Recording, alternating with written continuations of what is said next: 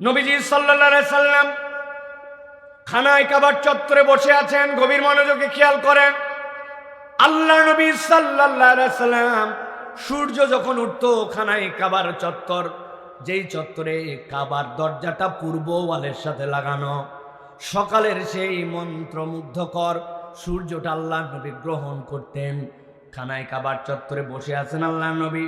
মুহাম্মদ ইবনে কাব থেকে বর্ণিত আছে, মক্কায় যে কয়টা মানুষ ভদ্র চরিত্রের ছিলেন, সাথে সাথে জ্ঞানী মানুষ ছিলেন, এই রকম একটা মানুষ ছিলেন উতবা ইবনে রাবিয়া।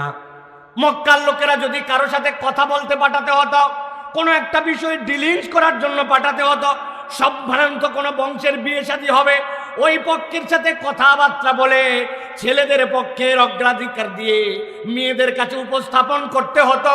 যুদ্ধের কোনো দামামা বেজে উঠছে, দুইটা গোত্রের মধ্যে যদি বিচক্ষণ কথাবার্তা দিয়া তাদের এই পরিস্থিতিকে সামাল দিতে হতো, কুরাইশরা পছন্দ করত আমাদের হয়ে কথা বলার জন্য উতবা ইবনে রাবিয়া চলে যাক। বিশাল পণ্ডিত মানুষ, অন্যতম ভদ্র মানুষ এবং কুরাইশদের মধ্যে জ্ঞানী মানুষ হিসেবে তার পরিচয় ছিল। অন্য সময় তো কুরাইশরা তাকেই পাঠাতো, আপনি যান যে আমাদের পক্ষে কথা বলেন। ওই দিন কুরাইশদের মধ্যে তিনি থাকা অবস্থায় বললেন, ও কুরাইশরা, আজকে যদি তোমরা আমাকে অনুমতি দাও তোমরা পাঠাও না, কিন্তু আজকে আমার ইচ্ছা, আমি একটু মুহাম্মদ তার সাথে যে একটু কথা বলতে চাই, আমি আমার পক্ষ থেকে কতকগুলা প্রস্তাবনা দিতে চাই। মক্কার কুরাইশরা বলল, নিশ্চয় উতবা ইবনে রাবিয়া তো এতটুকু বিচক্ষণ মানুষ, তিনি এমন কোনো প্রস্তাব দিবেন না যেই প্রস্তাবে কুরাইশদের ক্ষতি হবে। কিন্তু আমাদের মধ্যে তো ক্ল্যাশ বেঁধে গেছে। মুহাম্মদ সাল্লাল্লাহু আলাইহি ওয়াসাল্লাম যেই খানায় কাবার ভিতরে 360টা মূর্তি আছে, ওই মূর্তির বিরোধিতা করে, অথচ তার সামনে দাঁড়ায় আবার খানায় কাবার রব আল্লাহর জন্য নাকি একনিষ্ঠভাবে ইবাদত করে। ঝামেলা ঝঞ্ঝট আমাদের মধ্যে বাঁচছে। অতএব উতবা ইবনে রাবিয়া যদি যায়, যাওয়ার পরে যদি প্রস্তাব দেয়, দেখ না কেন। সবাই বলল, খুবই ভালো খবর, আপনি যান, আপনার মতো করে কথা বলেন। মুহাম্মদ সাল্লাল্লাহু আলাইহি ওয়াসাল্লামের কাছে উতবা ইবনে রাবিয়া গেল। যাওয়ার পর আল্লাহ নবী সাল্লাল্লাহু আলাইহি ওয়াসাল্লাম, শরীফ মানুষ, ভদ্র মানুষ, মক্কা কেন পৃথিবীর সৃষ্টির পরে তার থেকে কোনো ভদ্র মানুষ আল্লাহ রাব্বুল আলামিন দুনিয়াতে সৃষ্টি করেন নাই। উতবা যাওয়ার পরে বলল, আমি তোমার সাথে কিছু কথা বলতে চাই। সাথে সাথে যাওয়ার পরে উতবা আল্লাহ নবী সাল্লাল্লাহু আলাইহি সাল্লামকে 4 ধরনের প্রস্তাব দিল। এক ধরনের প্রস্তাব আল্লাহ নবীকে ধন দেওয়ার প্রস্তাব দিল। এত ধনী তোমাকে বানানো হবে যেই ধন মক্কার আর কারো থাকবে না, তোমার লাগবে কি ভাস্তা তুমি বলো।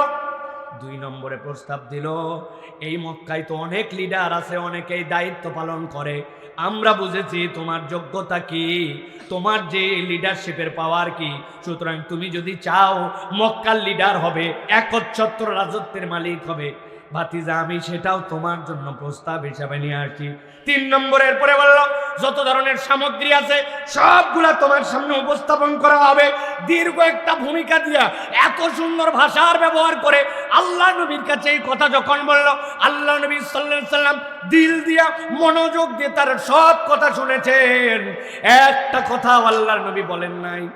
সব কথা যখন বলা শেষ হলো, আল্লাহ নবী তখন জিজ্ঞাসা করলেন, উতবা ইবনে রাবিয়া, আপনি যা যা প্রস্তাব, আপনার যা যা মন্তব্য, যা যা বাচনভঙ্গি, যা যা কথা, সবগুলা কথা কি আপনার বলা শেষ হয়েছে? সাথে সাথে তিনি বললেন, হ্যাঁ আমার বক্তব্য শেষ হয়ে গেছে। আল্লাহ নবীর সাথে সাথে বললেন, এবার আমি আপনার কাছে আপনার কথাগুলার আলোকে কিছু কথা বলতে চাই, তবে সেই কথাগুলি আমার কথা নয়। আপনি যখন কথা চালাচ্ছিলেন ওই সময় আল্লাহ রাব্বুল আলামিন আমার প্রতি ওহী নাজিল করেছেন। আমি কোরআনুল কারীমের আল্লাহর দেওয়া বক্তব্যটুকু আপনার কাছে উপস্থাপন করতে চাই। আল্লাহ রাব্বুল আলামিন সূরা ফুসসিলাত, কোরআনের 41 নম্বর সূরা, এর 1 থেকে 6 নম্বর আয়াতে কারিমা আল্লাহ অবতীর্ণ করলেন। আল্লাহ নবীকে বললেন, এবার আপনি উতবা ইবনে রাবিয়ার জবাব দেওয়া শুরু করেন। আল্লাহ কোরআন অবতীর্ণ করলেন, হামিম তানজিলুম মিনার রাহমানির রহিম।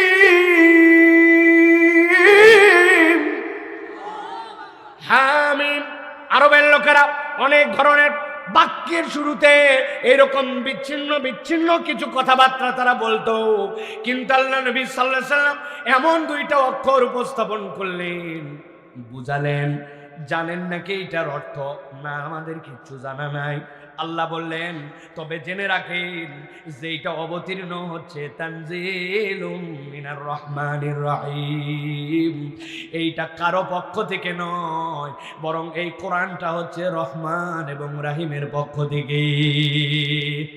আল্লাহ এরপরে বলতেছেন, কিতাবুন ফুসসিলাত আয়াতু কুরআনান আরাবিয়্যান লিকাওমিন ইয়ালামুন। এই মক্কার লোকেরা, তোমাদের ভাষা আরবি, তোমরা আরবির পণ্ডিত, এত বড় পণ্ডিত যে তোমরা এক একটা কবিতা রচনা করো, যেই কবিতার মুখামুখি হওয়ার মতো অন্য কোন জাতিগোষ্ঠীর কোন রকম যোগ্যতাই নাই। আল্লাহ বলছেন, আমি আল্লাহ ওই ভাষাতেই তোমাদের কাছে কোরআন অবতীর্ণ করেছি। তবে আমি আল্লাহ জানাই রাখলাম, এর ভিতরে আল্লাহ বিস্তারিত সব কিছুর বর্ণনা করেছেন আর আরবিতে দিয়েছেন যাতে করে তোমরা বুঝতে পারো। এরপর আল্লাহ বলতেছেন, এই কোরআনের মৌলিক কাজ কি জানো নাকি? আল্লাহ বলছেন, নবী বলে দেন, বাশীরাও ওয়া নাযীরা। কোরআনের 1 নম্বর কাজ শুভ সংবাদ দেওয়া, 2 নম্বরে এইটা তোমাকে সতর্ক করবে। আল্লাহ এরপরে বলছেন, যেই কোরআন তোমার ভাষায়, যেই ভাষায় মায়ের পেটের থেকে হওয়ার পরে তুমি কথা বলো, যেই ভাষাতে তোমরা পণ্ডিত, আল্লাহ রাব্বুল আলামিন যেটার ব্যাপারে পরিষ্কার করেছেন, কোনো কিছু অপরিষ্কার রাখেন নাই, সব তোমাকে দেওয়া হলো। কিন্তু আল্লাহ বলছেন, এত কিছু দেওয়ার পরেও সব লোকের যোগ্যতা হয় নাই যে এই কোরআনকে গ্রহণ করা। ফাআরাদা আকসারুহুম ফাহুম লা ইয়াসমাউন। আল্লাহ বলছেন, আপনি নবী বলে দেন, তোমাদের মধ্যে অনেকে এখান থেকে মুখ ফিরাই নিয়েছে, এর মধ্যে থেকে অনেকেই এই কোরআন শোনে নাই। যারা কোরআন শোনে নাই, কেন কোরআন তোমরা শোনো নাই, এইটা জিজ্ঞাসা করলে তারা উত্তর দিত, ও ক্বালু কুলুবুনা ফি আকিন্না। আরে না না না, এই কোরআন যতই তুমি বলো না কেন, এর উপরে আমাদের জন্য একটা পর্দা লাগাই দেওয়া আছে। কেন এই পর্দা লাগাই দেওয়া আছে? রাবিয়া যখন আল্লাহ নবীর কাছে আসলো, সব কিছু যখন বলল, এরপরে যখন চলে গেল, মুশরিকরা অপেক্ষা করতেছিল কি বলে আসলে, কি এফেক্ট বলো তো। সাথে সাথে রাবিয়া বলল, শোনো, আমি তার কাছে যা বলেছে আর সে আমাকে যা বলছে, আমি তোমাদেরকে বলে দিচ্ছি, এই লোককে তার কাজের উপরে তোমরা ছেড়ে দাও, এই লোককে নড়াচড়া করো না। কেননা এই লোক যেটা বলতেছে, আমি বাকপগ্নি, আমি আরবি বুঝি, আমি তোমাদের হয়ে সব জায়গায় সালিশ দরবার করতে যাই, বক্তব্য দিতে যাই, কিন্তু আমি তোমাদেরকে বললাম, মুহাম্মদ যেইটা বলে এইটা মানুষের কথা নয়, তারে নাড়াতে যেও না, নাড়াতে গেলে আগুন আরো বেশি জ্বলে যাবে। কিন্তু গ্রহণ করতে পারো না কেন? তুমি বুঝেই ফেলছো, তারপরে এর সাথে তুমি নাই কেন? তুমি কোরআন যে হক, ইসলাম যে হক, আল্লাহর পথে তোমাকে যে ডাকা হয়, তুমি তারপরেও মানো না কেন? তারা 3টা কথা বললো, গভীর মনোযোগে খেয়াল করেন। 1 নম্বরে বললো, ওয়াকালু কুলুবুনা ফি আকিন্না, তোমার পক্ষ থেকে যেই কোরআন আছে, ওই কোরআনের ব্যাপারে আমাদের অন্তরের মধ্যে একটা পর্দা আছে। মিম্মা তাদউনা ইলাইহি, তুমি আমাদেরকে যেই দিকে ডাকো ওই দিকে আসার ক্ষেত্রে এর মধ্যে একটা পর্দা আছে। কেমন পর্দা জানি, আমাকে যেন কোরআনের কাছে আসতে দেয় না।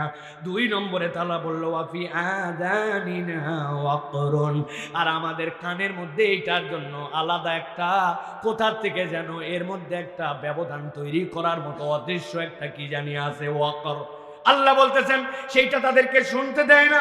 সাথে সাথে তারা 3 নম্বরে বলল, ওই মানুষগুলার জন্য, ওয়ামিন বাইনিনা ওয়া বাইনিকা হিজাব, আমাদের আর তোমাদের মধ্যে কেমন যেন একটা পার্থক্যকারী হিজাব আছে। আল্লাহ বলছেন, ফাআমাল ইন্নানা আমিলুন, তোমরা তোমাদের কাজ করতে থাকো, আমরা আমাদের কাজ করতে থাকবো। আল্লাহ মূলত এর দ্বারা বুঝালেন, কোরআনের বার্তা পরিষ্কার হওয়ার পরেও, হেদায়েতের রাস্তা তার কাছে জানাই দেওয়ার পরেও, কোরআনের আহ্বান আসার পরেও সব মানুষ কিন্তু কোরআনের দিকে আসতে পারবে না, ঠিক না? কিন্তু আল্লাহ বলতেছেন, আপনি বলে দেন, আপনার কাজ আপনিই করেন, তাদের কাজ তারা করুক, এ নিয়ে আপনার কোনো মাথা ঘামানোর দরকার নাই। নবী আপনি জানান, কুল ইন্নামা আনা বাশারুম মিথলুকুম ইউহা ইলাইয়া আন্নামা ইলাহুকুম ইলাহু ওয়াহিদ। আমি যাত্রার দিকে তোমাদেরকে ডাকি না, তোমরা যত ইলার দিকে পারো দৌড়াদৌড়ি করো। আমি জানাই রাখলাম আমি রসুল তোমাদের মধ্য থেকে। তবে জেনে রাখো আমি তোমাদের মতো সাধারণ কোনো মানুষ নই। আল্লাহ আমার প্রতি ওহী দেন, আর আমার আহ্বানটা হচ্ছে ইলা অনেকগুলো নয়, আমি এক ইলাকে ইলা বলে স্বীকার করি। ঠিক না? আল্লাহ বলছেন ফাস্তাকিম ফাস্তাকিমু ইলাইহি, এর উপরে অটল অবিচল থাকেন। ওয়াস্তাগফিরু, আর আল্লাহর কাছে আপনি ইস্তেগফার করেন। আল্লাহ এর পরে জানাচ্ছেন ওয়াইলুল লিল মুশরিকিন, আমি আল্লাহ জানায় রাখলাম ওয়াইল, অবশ্যই অবশ্যই ধ্বংস হবে মুশরিক যারা, শিরিক যারা, আল্লাহর কোরআন আসার পরেও মানেনি যারা, কোরআনের আহ্বান আসার পরেও শোনেনি যারা, যারা কোরআন থেকে দূরে থেকেছে, আল্লাহ বলছেন আমি গ্যারান্টার হলাম তাদের জন্য অবশ্যই অবশ্যই কঠিন পরিণতি আছে। এই ঘোষণা দিয়েছেন কে? আওয়াজ করে বলতে হবে, ঘোষণা দিয়েছেন কে? তাহলে এবার বলেন, আমরা কি কোরআন শোনার পক্ষে না শোনার বিপক্ষে? আমরা কি কোরআন মানার পক্ষে না কোরআন মানার বিপক্ষে? আমরা কি আল্লাহ আল্লাহ রসুলের পক্ষে না বিপক্ষে? আল্লাহ বলছেন ওয়াকসারুহুম, আপনি নবী জানাই দিয়ে রাখেন অধিকাংশ তাদের মধ্যে থেকে বাহুম লা ইয়াসমাউন, বেশিরভাগ শুনবে না। এই কথা বলছেন কে? আপনি কেমনে বেশি লোককে আনার চিন্তা করেন? কি সমস্যা আপনার? আপনি টেনশন বাদ দেন, কোরআনুল কারীম বেশি লোক শোনার দরকার নাই। যেই লোকের নসিবে হেদায়েত আছে কেবল সেই শোনার জন্য আসবে। ঠিক না? আপনি বেশি লোক দিয়ে কি করবেন? বেশি লোকের তো আমার দরকার নেই আমাদের এখানে। আমরা কোরআনুল কারীম শোনার জন্য যদি আসি, একজন লোক দিল নিয়ে আসলো, ওইটাই আমাদের জন্য যথেষ্ট। ঠিক না? সুতরাং লোক বেশি হয় না কেন? আল্লাহ বলতেছে বেশিরভাগ লোক শুনবে না, আর আপনি কোন বেশিরভাগ লোক শোনাবেন? আপনি আল্লাহর কথার থেকে উল্টা দিকে যাবেন নাকি? কখনো যাওয়া যাবে না। সুতরাং লোক নিয়ে চিন্তা আমরা করি না, আমরা চিন্তা করি কার কার পাক্কা ঈমান আছে। ঠিক না? এই জন্য প্রিয় ভাইয়েরা, আমরা যারা কোরআনুল কারীম শোনার জন্য আসছে, কোরআন শোনার জন্য রেডি আছি, আমরা রেডি আছি ইনশাআল্লাহ। আল্লাহ রাব্বুল আমিন আমাদেরকে কবুল করেন। আমরা যে কয়জন শুনতে চাই ও কয়জনের জন্য আজকে কথা বলবো ইনশাআল্লাহ। রেডি আছেন ইনশাআল্লাহ? আমার একটা তবিয়ত আছে, আমার একজন লোক থাকলে ফুল ওয়াজ, ওই একজন না থাকলে আমার বিপদ, ওটা মাইকালা। এবারে না থাকলে তুমি কেমনে কথা বলবো? এই জন্য আপনারা ওই চিন্তা করেন না যে লোক বোধহয় হওয়ার কথা ছিল 50,000, ও হা লোক হয়ে গেছে মাত্র 10,000, মাত্র 5,000, মাত্র 500, মাত্র 5 জন। সেটা আপনি চিন্তা করেন না। আমার যেটা বলার ইনশাআল্লাহ পুরাটা বলে তারপরে যাব ইনশাআল্লাহ। আপনারা আছেন তো ইনশাআল্লাহ? আল্লাহ আমাদেরকে থাকার তৌফিক দান করুক। স্বেচ্ছায় যারা যারা পারেন তারা হাত দুটো আল্লাহর জন্য একটু উঠায় ফেলেন, স্বেচ্ছায়, কোনো প্রেশার নেই। আপনার হাত চলে না, উঠতে পারে না, মন টানে না, আপনি কেন আমি আপনার সাথে জোর করে উঠাবো ভাই? হাত যারা স্বেচ্ছায় আল্লাহর জন্য সোজা করতে পারেন, হাত দুটো সোজা করেন। করছেন সবাই? টান টান করেন, একটু টান টান। পারছেন ইনশাআল্লাহ? এবার একটা আওয়াজ করে তাকবীর দিতে চাই, পারবেন ইনশাআল্লাহ? এর আগে বিচ্ছিন্ন তাকবীর হয়েছে, এবার আমরা জানান দিতে চাই। তোমরা যারা বাহিরে থাকে মনে করতেছো মাঠে লোক নাই, জান্নাতি কাফেলায় জান্নাতে যাওয়ার জন্য লোক রেডি আছে। ঠিক কি না? রেডি আছেন? ওসমান হাদির বয়স ছিল 32 বছর। কয় বছর? এই দেশে 80 বছর বেঁচে গেছে, 100 বছর বেঁচে গেছে। কিন্তু ওসমান হাদি তার রাজনৈতিক ক্যারিয়ার শুরু করার পরে মাত্র 2 বছরে বাংলাদেশে যে ইম্প্যাক্ট ফেলতে পেরেছে, বিগত 50 বছর, আগামীর 50 বছর ফেলতে হয়তো কেউ পারবে না। ঠিক কিনা? এর মতো বাসে 1000 বছর বাঁচতে চাই না আমরা। আমরা সিংহের মতো এক বেলা রাজত্ব করতে চাই। ঠিক কিনা? এই যুবকেরা রেডি আছো? তরুণেরা রেডি আছো? হাত সোজা করো। করছো সবাই? বুক বরাবর হাত নামাও। নতুন কেউ যেন আর মাঠে ঢুকতে না পারে খেয়াল রাখবেন। আপনারা সামনে যায় বসেন, ডানে কোনো কাজ নাই, যান বসেন। ঝামাঝাম সামনে, লাল পাঞ্জাবিওয়ালা একটা যদি বাইরে থাকে তাদের খবর আছে আজকে। সামনে আছো, সামনে, একদম সামনে বরাবর। ওয়াজ তোমাদের কষ্টে, তোমাদের সামনে আছো, একবারে সামনে আসবা। এগুলা আসছে সব। হাত বুক বরাবর নামাই ফেলছেন নাকি সব? এই বরাবর ধরেন, তাকবীর দিতে হবে একটা। পারবেন ইনশাআল্লাহ? রেডি সবাই? হ্যাঁ রেডি? হ্যাঁ, আমি যখন বলি লিল্লাহে তাকবীর, হাত দুটো আসমানের দিকে ছুড়ে দিয়ে বলতে হবে আল্লাহু আকবার। রেডি আছেন রে ভাই? আপনাদের কুমিল্লার লোকও পাশের দেশের একটা অভ্যাস পাইছে, বলবো রাগ করবেন না তো। ও পাশের দেশে আবার প্রস্রাবখানা পায়খানা নাই, এরা সকালবেলা উঠে আথারে পাথারে বিলে বাগানে বাদারে হাগে, জানেন তো ভাই? এদের 70% লোক বাহিরে পায়খানা করে, মল মূত্র ত্যাগ করে। তবে ওদের আবার প্রেস্টিজ জ্ঞান আছে, ওরা বাথরুম করার সময় মুখে হাত দিয়ে রাখে। কি রে ভাই, তোমার নিচে খোলা, তুমি মুখ ঢাকা কেন? ওরা মনে করে আমি আমাকে দেখতেছি না, অতএব দুনিয়ার কেউ আমার পেছন দেখতেছে না। ব্যাককল কিনা বলেন? কি সব ব্যাককল, পুরা ইঞ্জিন কভার খোলা আর উনি মুখ ঢাকায় রাখছে।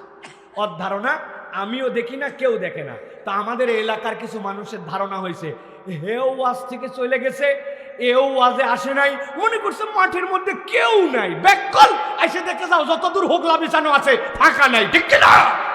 তুমি কপাল পোড়া, তুমি আসতে পারো না, ঠিক কিনা? রেডি আছেন ইনশাআল্লাহ? তাকবীর হবে একটা ইনশাআল্লাহ।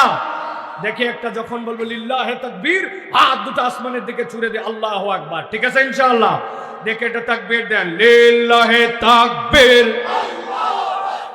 লিল্লাহে তাকবীর। আল কোরআনের আলো, আল হাদিসের আলো, তোমার নেতা আমার নেতা, তোমার নেতা আমার নেতা। আলেম ওলামা যেখানে, কোরআন সুন্নাহ যেখানে, আল্লাহর আইন যেখানে, গান বাজনা যেখানে, হারাম অন্যায় যেখানে, বিড়ি সিগারেট যেখানে, চান্দাবাজ যেখানে, ধান্দাবাজ যেখানে, বেইনসাফি যেখানে, লিল্লাহে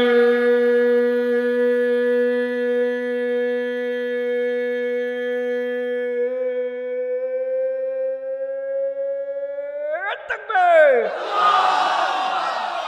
আলহামদুলিল্লাহ, হাত নামা। ঠিক আছে তো ভাই? শয়তান আছে আর? কাউরে কাউরে বলছিল অনেক হয়েছে, চল কালকে আবার আসা যাবে, এখন দেখবেন আর সেই শয়তান নাই, ঠিক কিনা? তাহলে আমরা কোরআন থেকে কিছু কথা শুনতে রাজি আছে তো ইনশাআল্লাহ? আর কোনো ভূমিকা নাই, ডাইরেক্ট আমরা কোরআনুল কারীমের মধ্যে প্রবেশ করব। সকলে আওয়াজ করে একবারে আমার সাথে সমস্বরে, চেয়ারম্যান চাচারা সহ, চেয়ারম্যান চাচা ছিলেন তো না? কেন বাবা আমাদের চেয়ারম্যান চাচারা আছে অনেকে, তা আমরা চেয়ারম্যান চাচা, চেয়ারম্যান ভাই, আপনারা সহ কাছে দূরে সকলেই আমরা কোরআনুল কারীমের মধ্যে প্রবেশ করি। আমার সাথে সকলে পড়েন, আউযু বিল্লাহি মিনাশ শাইতানির রাজিম, বিসমিল্লাহির রাহমানির রাহিম। ولا تحسبن الله غافلا عما يعمل الظالمون إنما يؤخرهم ليوم تشخص فيه الأبصار مهطعين مقنعي رؤوسهم لا يرتد إليهم طرفهم وأفئدتهم هواء। সাদাকাল্লাহুল আযীম। সম্মানিত হাজিরিন, আজকে আমরা মূলত সংক্ষিপ্ত সময়ে যে বিষয় থেকে কথা শুনবো সেটি হচ্ছে দুনিয়ার জীবনের শেষে আমাদেরকে আল্লাহ রাব্বুল আলামিনের কিয়ামতের ময়দানে আল্লাহর সামনে হাজির হতে হবে, ঠিক কিনা? একদম সুন্দর করে বলবেন, ইমানের প্রশ্ন, আমাদেরকে হাজির হতে হবে, এটাতে বিশ্বাস আছে কিনা? আছে। আল্লাহ রাব্বুল আলামিনের সামনে আমরা হাজির হব। আমি বিশ্বাস করলেও হাজির হব, বিশ্বাস না করলেও হাজির হব, কিন্তু আমরা বিশ্বাসী হিসাবে হাজির হলে আল্লাহ রাব্বুল আলামিনের দলে থাকব, আর বিশ্বাসী হিসাবে হাজির না হলে বাম্পার খাওয়ার দলে থাকবো, ঠিক কিনা? প্রিয় ভাইয়েরা, এখন আল্লাহর সামনে আমরা হাজির হব, কিন্তু আল্লাহ রাব্বুল আলামিন বলছেন ওই দিনে আল্লাহর সামনে যারা হাজির হবে, ওই হাজির হবে যারা, ওই অপরাধী যারা হবে আল্লাহর সামনে, সকলের হাজির হওয়ার চিত্রটা এক ধরনের হবে না। আল্লাহর সামনে কিয়ামতের দিন যারা হাজির হবে, আল্লাহ বলছেন অপরাধী এবং ওই দিন সাধারণ মানুষের আল্লাহর সামনে উপস্থাপনের ধরন হবে 6টা। কয়টা? একদম একটা মুখ বন্ধ রাখা যাবে না, আস্তে করে বলবেন। আমি সিরিয়াসলি বলতেছি, কিন্তু বলতে হবে। অপরাধীদের পুনরুত্থিত হওয়ার চিত্র হবে কয়টা? আমি কোরআন থেকে বলতেছি আপনাদের কাছে, 6টা চিত্র হবে। প্রত্যেক চিত্রিত ব্যক্তি আল্লাহর সামনে উঠবে এবং আল্লাহ বলছেন তার অপরাধগুলা কি। আমি আল্লাহ রাব্বুল আমিন তোমাদেরকে আগেই জানাই দিচ্ছি, যাতে করে হাসরের দিনে আসে তোমরা একজনও না আটকায় যাও, প্রত্যেকটা মানুষ যেন আল্লাহর কাছে ওই দিন মুক্তিপ্রাপ্তদের তালিকায় থাকে। এই জন্য আল্লাহ বলছেন এই 6 শ্রেণীর মধ্যে থাকা যাবে। তাহলে অপরাধীদের চিত্রিত হওয়ার হাসরের ময়দানে কয়টা চিত্র হবে? 6টা। মনে থাকবে তো ইনশাআল্লাহ?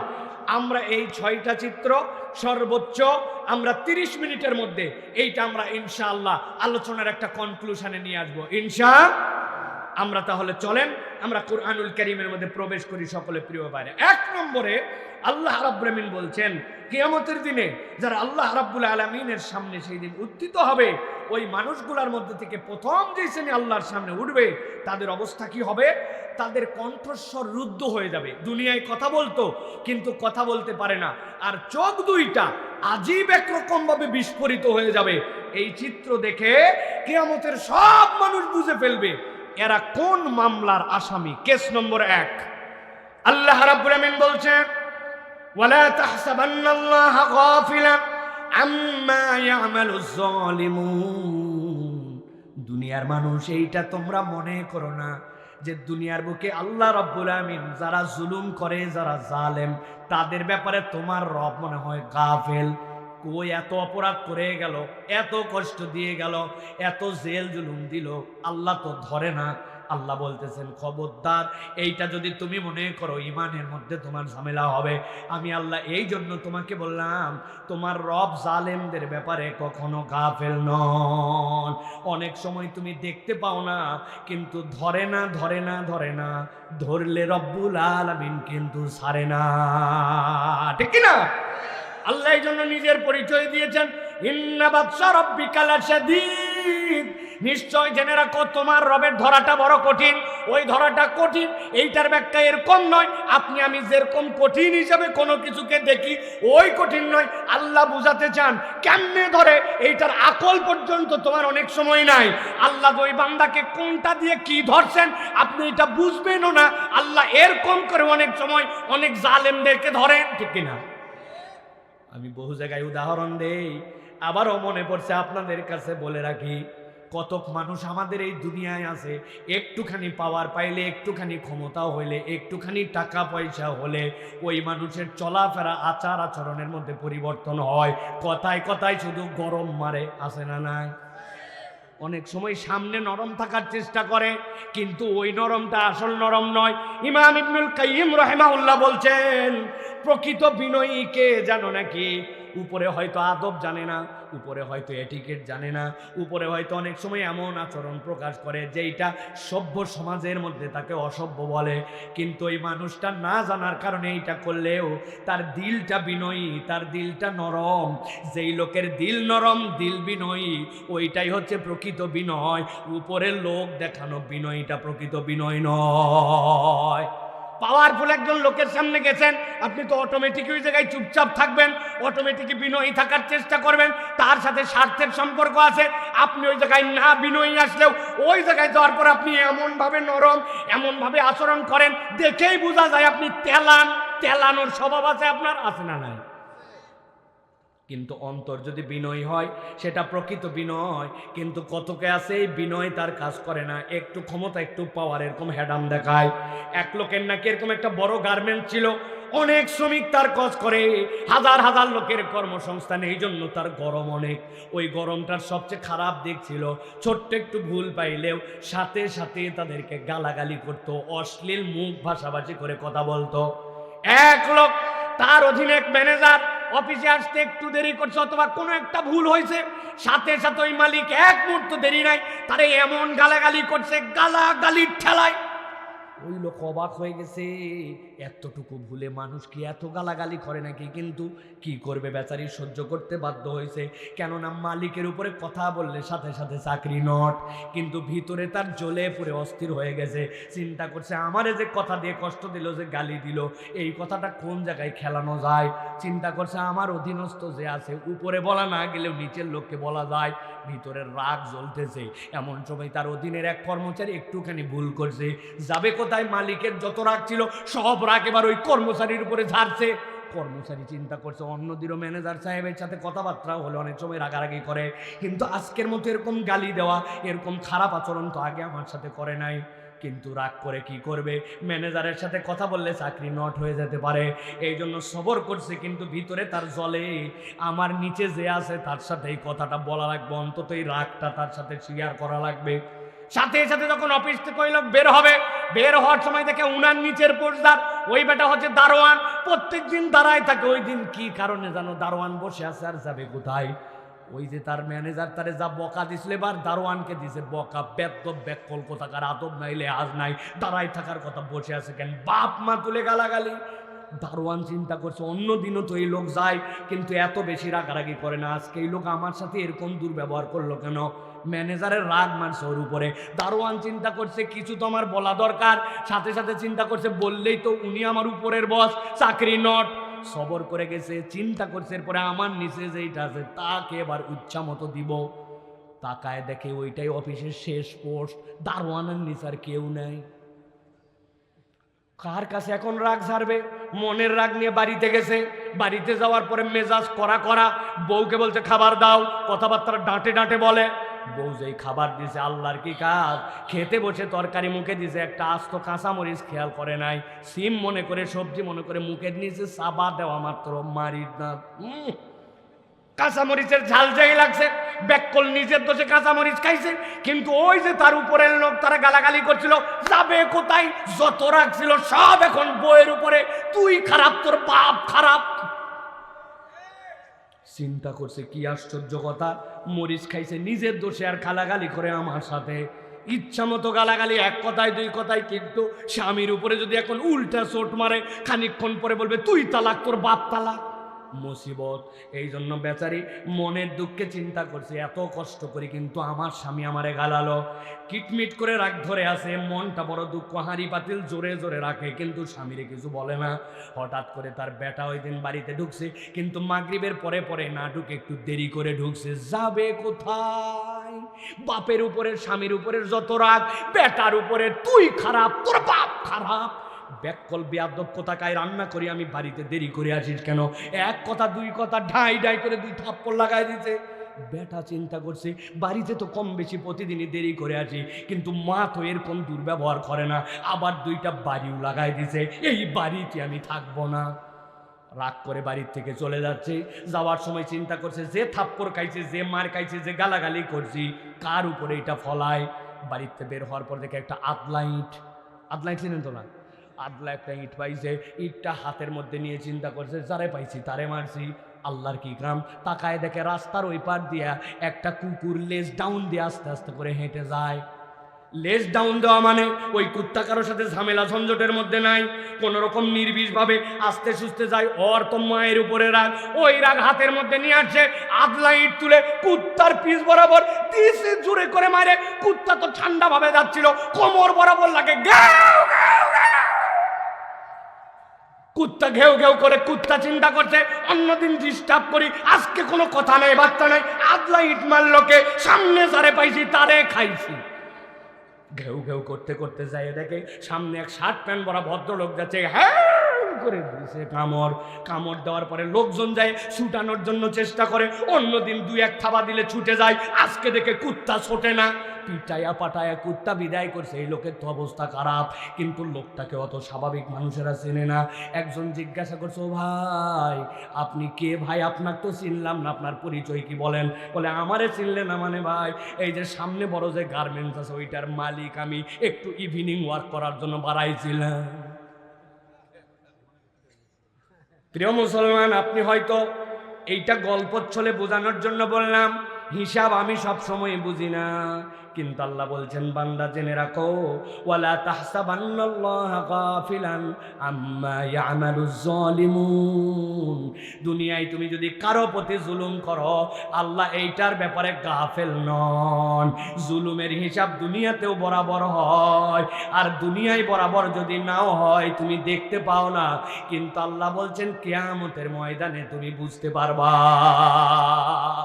কেমনে বুঝবা? আল্লাহ বলতেছেন শোনো বান্দারা, ইন্নামা ইউখিরুহুম লিয়াউমিন তাশখাসু ফীহিল আবসার।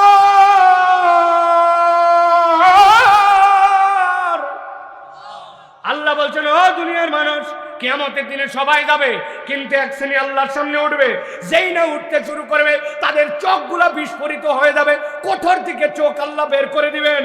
মানুষ দেখে বুঝে ফেলবে এইটা ভিন্ন মামলার আসামি, এইটা জুলুমের কেসে ধরা খাইছে।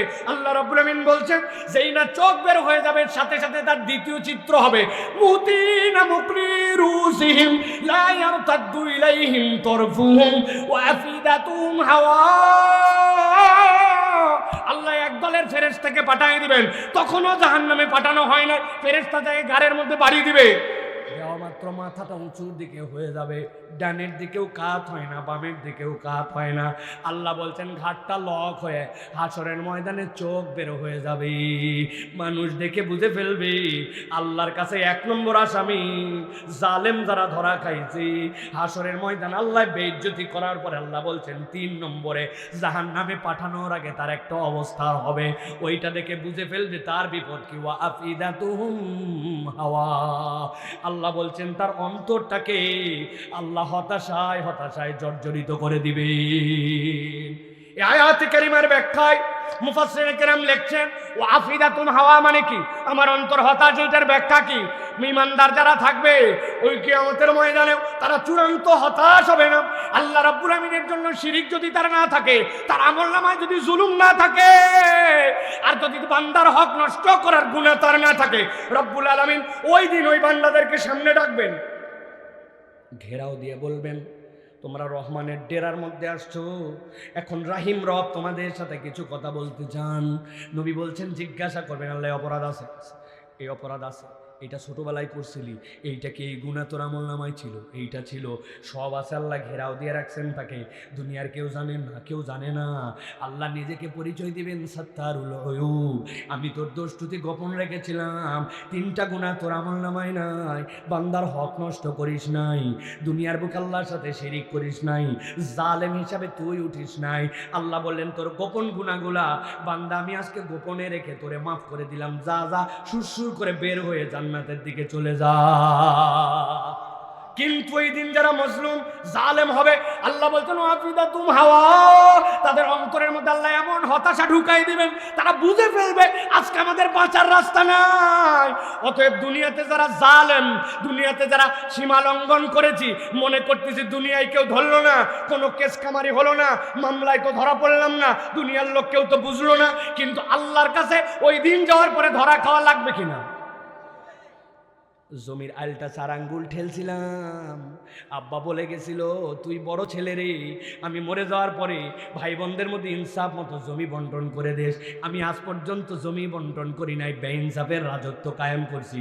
আল্লাহ আপনার জন্য দায়িত্ব দিয়েছিলেন রব্বুল আলামিনের জন্য তুমি ইনসাফ করবা, কিন্তু আমি যেখানেই সুযোগ পাইছি সেখানেই 2 নম্বরই করেছি। নিচতলায় ঘর করার সময় সানসেট বাদ দিয়েছিলাম, বুঝাইছিলাম রাস্তা পুরা ছেড়ে দিছি, দোতলায় ওঠার পরে আধা হাত, এরপরে ওঠার পরে 1 হাত, আস্তে আস্তে করে খালি ঠেলছি, ডাইনে ঠেলা বামে ঠেলা সামনে ঠেলা, রাস্তা দখল করা, জমি দখল করা। 1 হাতের জন্য এই রাস্তাটা পরিষ্কার হয়ে যায়, মানুষের গাড়ি ঘোড়া চলবে, মনে হয় যেন 1 হাত খবরে নিয়ে যাবে, কোনোভাবে ছাড়তে রাজি নয়। এরকম বেইনসাফ করা, এরকম অমানবিক আচরণ করা লোক কুমিল্লায় আছে না? না আছে ভাই, আছে। আল্লাহ বলছেন সাবধান হয়ে যাও, সব জায়গায় তোমার নাম থাকতে পারে, কিন্তু জালেমের কাতারে যেন তোমার নাম না ওঠে। আমরা অনেক সময় স্ত্রী হিসাবে স্বামীর প্রতি জুলুম করি, আবার স্বামী হিসাবে স্ত্রীর প্রতিও জুলুম করি। এইরকম স্বামী স্ত্রী আছে না? নাই। বউ বলছে ভাই রে ভাই, যেই দোকানে আমি কসমেটিক্স কিনি, এরকম মানুষ হয় না রে। আরে যে সিএনজি আলাতে উঠলাম, কি ব্যবহার, বাজারে গেছিলাম যার কাছে, ওরে আল্লাহ, এরকম মানুষ হয় না। আমার স্বামীর হাজবেন্ডটা, ওরে সুবহানাল্লাহ, সাক্ষাৎ ফেরেশতা। খালি আল্লাহ দুনিয়াতে একটাই খারাপ মানুষ সৃষ্টি করেছিল, সেটা আমার স্বামী। কথা বললেন না যে? দুনিয়া জোড়া ভালো মানুষ, একটাই খারাপ লোক, সেটা হচ্ছে ওনার বর। এরকম কতকগুলা আল্লাহর নাফরমান বান্দি আছে না? না আপনাদের এলাকায় আছে ভাই? আপনাদের ঘরে আছে নাকি ভাই? না, এটা স্বীকার করেন নান্দাজি, ঝামেলা হয়ে যাবে কিন্তু। আবার পুরুষও আছে এরকম, দেখবেন সব নারী দুনিয়ার ভালো, খালি উনার বউটার উনার কোনো কিছু পছন্দ হয় না। এই টাইপের খাটাস মার্কা পুরুষ মানুষ আছে না? নাই? ইনসাফ করেন, ইনসাফ। জুলুম কেবল ওই হাইকোর্ট জজ কোর্ট পর্যন্ত নিয়ে যান না। আমরা প্রত্যেকেও একজন আরেকজনের প্রতি এরকম জুলুমবাজ হয়ে আছি। অতএব জুলুম থেকে বাঁচতে হবে আমাদেরকে। আপনি কার বাড়ির ধার দিয়ে যাওয়ার সময় আপনার টাকায় পান খায়া চিৎ করে মাইরে দিলেন যে উনার ওয়ালে, কি ব্যাপার? এটা আপনার বাপের কেনা জায়গা নেই? হ্যাঁ, হাসপাতালে ওঠার সময়, মসজিদের পাশে যাওয়ার সময় আপনি মসজিদের অজুখানায় যাইয়া আপনার টাকায় জবর জবর পান খাইয়া আপনি মসজিদের অজুখানায় ফেলছেন। মসজিদের অজুখানা আপনার পানের হকদার নয়। আপনি পিক ফেলায় মসজিদের অজুখানা লাল করে ফেলছেন, আবার ওইটা দূর করার জন্য এত পানি ছাড়ছেন। আপনার বাপের টাকায়, আমার বাপের টাকায় না, সকলের টাকায় পানি উঠাইছে আপনার অজুতে। আল্লাহ নবী সাল্লাল্লাহু আলাইহি ওয়াসাল্লাম 1 মুদ 1 লিটারের পানি বেশি ব্যবহার করতেন না, আর আপনি কল ছেড়ে মুখের ওই পানির ফিক দূর করতে 6 লিটার পানি ব্যবহার করছেন। আপনি আল্লাহর ঘরের সাথে জুলুম করছেন।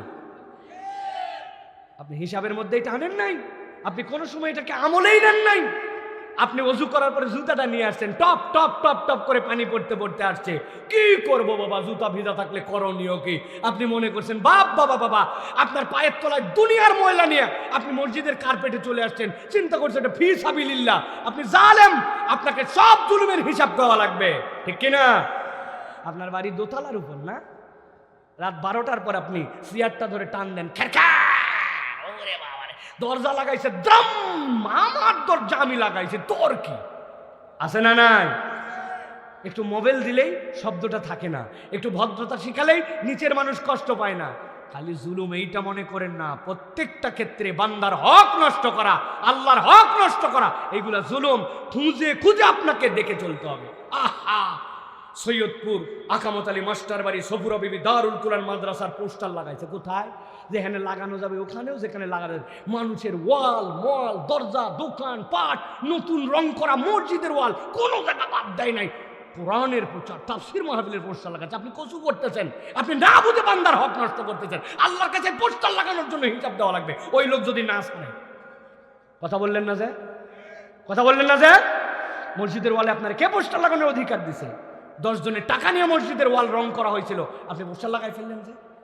এই যে মাইক একবারে উদাম পাদাম করে বাড়ির সামনে, দরজার সামনে রাত 1টা 2টা পর্যন্ত, ছোট একটা বাচ্চা ঘুমাতে পারে না, অসুস্থ একটা রুগী, আগামীকালকে একটা পরীক্ষা আছে, আপনাকে 1.5 মাইল দূরে মাইককে নিয়ে যেতে বলছে, রাত 1টা পর্যন্ত কে আপনাকে এটা চালাতে বলছে? Check and balance. প্রত্যেকটা জায়গায় জুলুম করলে আল্লাহর সামনে আমাদেরকে হিসাব দিতে হবে, ঠিক কিনা? অতএব প্রিয় ভাইয়ের, আল্লাহ বলছেন ওয়ালা তাহসাবান্নাল্লাহা গাফিরান আম্মা ইয়ামালুজ জালিমুন। জুলুম করছো আর রব্বুল আলামিন হিসাব রাখে নাই, এইটা মনে করো না। অতএব জুলুম করা যাবে। 1 নম্বরের চিত্র এইটা। আল্লাহ বলছেন এবার 2 নম্বরে একটা দল আল্লাহ রাব্বুল আলামিনের সামনে উঠবে, তাদের মস্তক অবনত হয়ে যাবে, আল্লাহর সামনে উঠবে, কিন্তু মাথা সোজা করতে পারবে না, মাথা নিচু। চেহারাগুলার মধ্যে আল্লাহ রাব্বুল আমিন লজ্জাস্কর একটা পরিবেশ দিয়ে দিবেন। আর ওই মানুষগুলা যখন উঠবে, দুনিয়ার বাকি সব মানুষ দেখে বুঝবে আল্লাহ এদেরকে অপদস্থ করে উঠাচ্ছেন। এই আসামি কারা? এই আসামিদের পরিচয় কি? কোন মামলায় তারা ধরা খেল? আল্লাহ রাব্বুল আমিন সূরা সাজদা এর 12 নম্বর আয়াতের মধ্যে বলছেন ওয়ালাউ তারা ইদিল মুজরিমুনা নাকিসু রুসিহিম ইনদা রাব্বিহিম রাব্বানা আবসারনা ওয়া সামি'না ফারজি'না না'মাল সালিহান ইন্না মুকিনুন।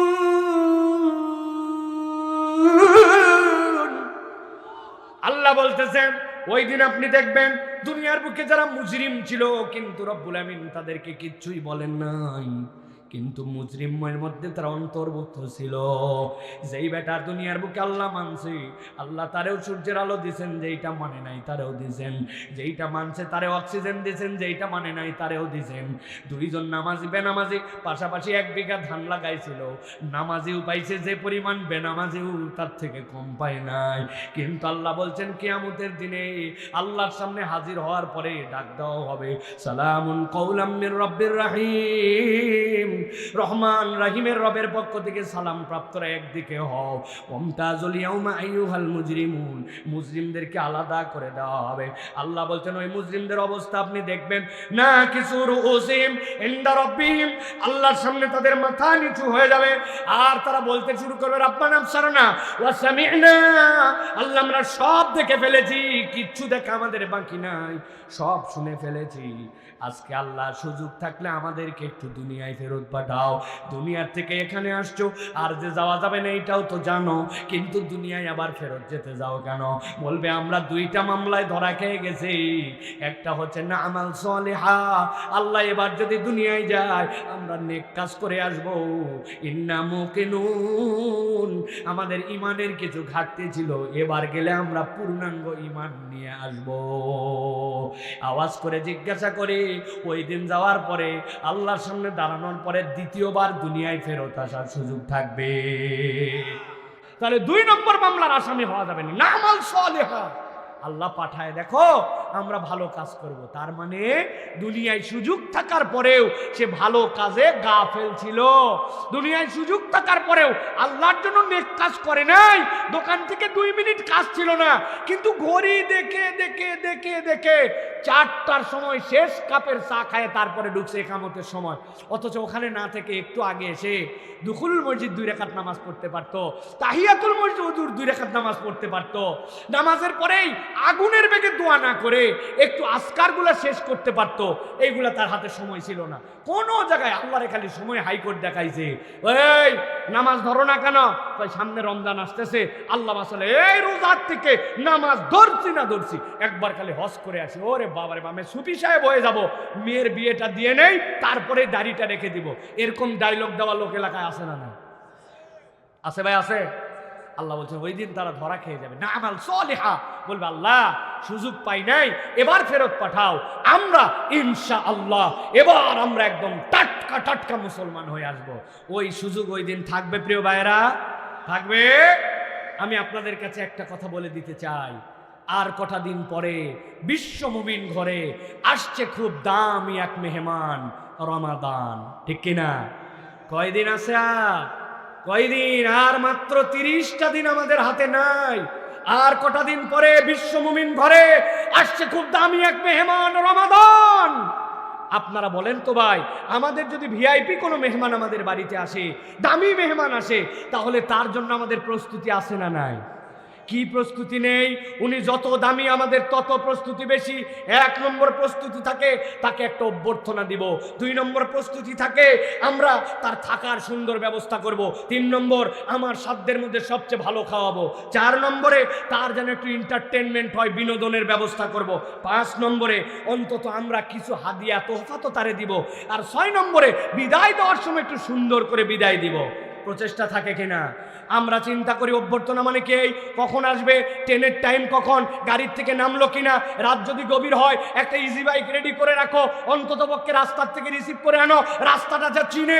এইটার জন্য আমাদের একটা প্রস্তুতি থাকে। ভালো রাখে রাখবো মানে কি, পর্দাটা ধৌতো, হুজুর আসবে আজকে, নতুন তো চাদরটা চেঞ্জ করো, এই কম্বলটা গন্ধ গন্ধ লাগে, স্প্রে দিয়ে অন্তত একটু ঠিক করো, এই ঝুলগুলা এগুলা বইরে গেছে, ঝুলগুলো একটু ঝাড়ো। তার মানে থাকার জায়গাটা আমার সাধ্যের মধ্যে ঠিকঠাক করে, ঠিক কিনা? খাওয়াবো কি? কিছু না হলেও অন্তত বাঙালি গরুর গোশত খাওয়ায়, ইলিশ মাছের সিজন হলে ইলিশ মাছ খাওয়ায়। গরিব বাঙালি যদি হয়, ঘরে কিছু না থাকলে পাশের বাড়ির থেকে ডিম চাই এনে হলেও, ডিম ভাজে হলেও খাওয়ায়। এটা বাঙালি খাওয়ায়, ঠিক কিনা?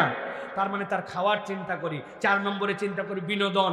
এই দেখো তো একটুখানি ডিশের কেবলটা নষ্ট হয়ে গেছে কিনা, হ্যাঁ, যদি আসে একটু টিভিতে খবর দেখতে চায়, তার জন্য একটা পেপার যদি পড়ার অভ্যাস থাকে, শিক্ষিত মানুষ একটা 2 দিনের জন্য পেপারের একটু ব্যবস্থা করো তো, মানে সে যেন একটু বিনোদিত হয়, ভালো থাকে। এসিটা ঠান্ডা হচ্ছে না, এই এসিটা দেখো তো কেমন এসি ঠিক হয়, তার মানে আমরা একটু বিনোদন দেওয়ার চেষ্টা করি। 5 নম্বরে আমরা কি চেষ্টা করি, বাঙালির তবিয়ত কিছু গিফট দেওয়া। এতদিন পরে আসছে, আমাদের বাড়িতে আসার সময় হাই হাই মিষ্টি আনছে, ফল আনছে, অমুকের জন্য শাড়ি আনছে, কাপড় আনছে, আমরা কিচ্ছু দিব না?